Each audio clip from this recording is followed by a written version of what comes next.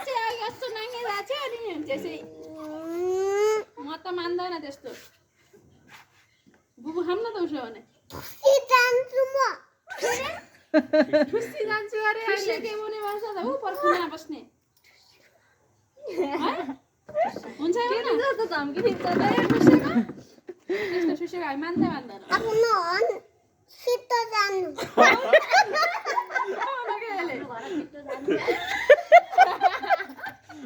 अब भयो म यहीँ बस्छु तल गएर है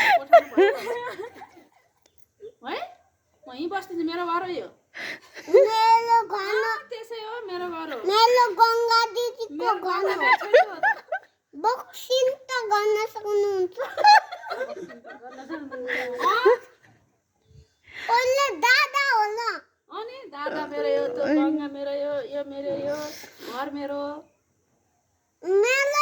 त मात्रै होइन हाम्रो तेरो मम्मी पनि होइन म रोइ जान्छु रोइ जान्छु अरे के रोइ जान्छु रोइ के हुँदा अरे यार केही हुँदैन मामा घर फेरि गइ जान्छु म नरौ नरौ तयार भइसक्यो रुन त्यसै भन्नुभएको के मजाक गर्नुभएको छोरी मान्छे यस्तो रहेछ त यो त है कल्पना तिमी केटा हो कि केटी हो केटा केटा हो केटा यो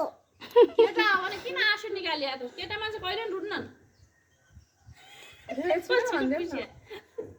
है म रोए छैन भन न रोएको छैन रो छैन रो आँखा माने अनि सबै आँसु निस्किएको पोख जान्छु र तल गएर बस्छु ढोका लाउँछु सुत्न दिन्न आज साँझ गइजान देशलनको घर के अरे साथीको घर गइजाऊ हो त्यही गएर बस है त्यही जाऊ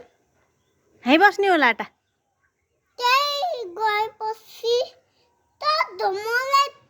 थुङ्देपछि मिलेर बस्छौँ सबै भन न बेलुका फुपू आउनुहुन्छ फुपू पनि एकै ठाउँ बस एकै ठाउँ बस्छौँ बस लाटो एकैछिनमा इमोसनल भइजान्छ मेरो छोरो अब हामी यहीँ बसेर आफ्नो घर मामा घर गइजान्छौँ होइन मामा जानेन हामी त यही बस्छौँ के अरे मामा आफै गइहाल्छु म त्यहाँ पनि बस्दिनँ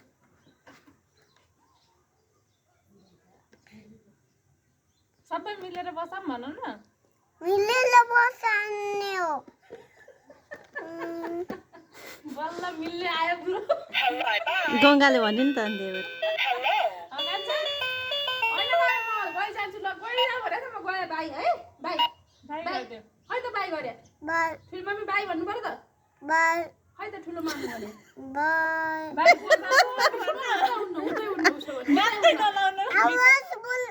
आवाज बोलाइदिन्छु ल्यापटप बाई ठुलो मामु भनेर जान्छु रे के ल गए बस्नु कस्तो भइदियो त के ओ यो मेरो हड्डी पुछाइदियो बाले लाइ किन दौडिस